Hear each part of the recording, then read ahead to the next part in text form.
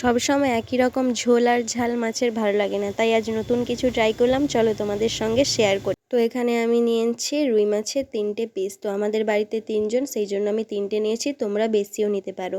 তো মাছটা ধোয়ার পরেই আমি লবণ মাখিয়ে রেখেছিলাম, সেই জন্য এখানে আর দেখালাম না। তো তারপরে দিয়ে দিলাম হলুদ গুঁড়ো একটুখানি ও একটুখানি লেবুর রস।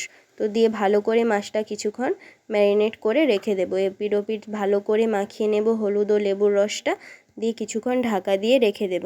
তারপর তো যতক্ষণ মাছটা ম্যারিনেট হচ্ছে ততক্ষণ একটি শুকনো কড়াইতে নিয়ে নেব কয়েক কোয়া রসুন, একটু আদা, কাঁচা লঙ্কা দুটো, শুকনো লঙ্কা দুটো, আর দিয়ে দেবো একটা গোটা পেঁয়াজ কুচি করা। দিয়ে ভালো করে কিছুক্ষণ ভেজে নেব। লাল লাল করে ভাজা হয়ে এলে তারপর দিয়ে দেব 5-6টার মতো বাদাম, দিয়ে ওটাকেও খানিকক্ষণ ভালো করে ভেজে নেব।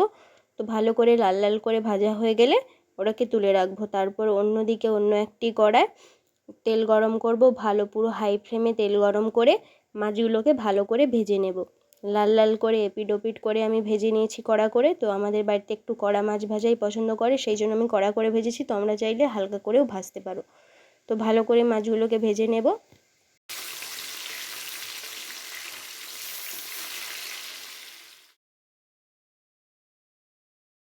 তো এইভাবে লাল লাল করে মাছগুলো ভেজে তুলে নিয়েছি। তারপর ওই কড়াইতেই আবারও দিয়ে দিলাম ওই তেলেই টমেটো কেটে রাখা। তো টমেটোটা দেওয়ার পর ভালো করে ভেজে নেব। টমেটো দেওয়ার পর একটু লবণও অ্যাড করেছি যাতে টমেটোটা একটু সফট হয়ে গলে যায়। তো লবণ দেওয়ার পর ভালো করে আরও খানিকক্ষণ ভেজে নিয়ে টমেটোটাকে দিয়ে দেব আগে থেকে বেটে রাখা মশলাটা দেওয়ার পর ভালো করে কিছুক্ষণ তেলের সঙ্গে কষিয়ে নেব। তো কষানো হয়ে গেলে মশলা থেকে তেল ছেড়ে এলে মাঝখানে একটু জলও অ্যাড করেছি আমি। তো তারপরে আবার জল অ্যাড করার পর দিয়ে দেব একটু পরিমাণে জিরে গুঁড়ো, ওই 1 চিমটের মতো হলুদ, বেশি হলুদ গুঁড়ো আমি দেইনি। তো দেওয়ার পর আবারও ভালো করে কষিয়ে নিয়ে অ্যাড করে দেব পরিমাণ মতো জল। তো আমি রেসিপিটা একদম গায়ে মাখাও করিনি, বেশি ঝোলঝোলও করিনি। তো একটু শুকনো শুকনো টাইপেরই করেছি।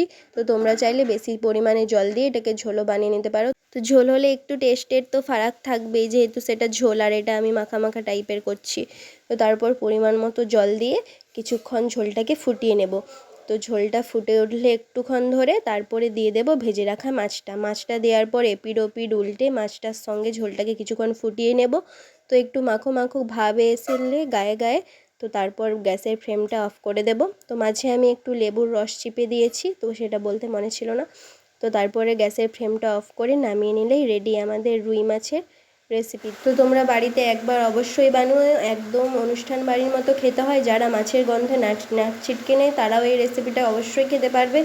তো বাড়িতে বানিয়ে অবশ্যই কমেন্টে জানিও কেমন হয়েছিল। আজকের মতো টাটা, পরের আবার কোনো ভিডিও নিয়ে দেখা হচ্ছে। আর আমার ভিডিওটা ভালো লাগলে আমার চ্যানেলটাকে সাবস্ক্রাইব করে ভিডিওটাকে লাইক করে অবশ্যই আমার পাশে থেকো। আজকের মতো টাটা।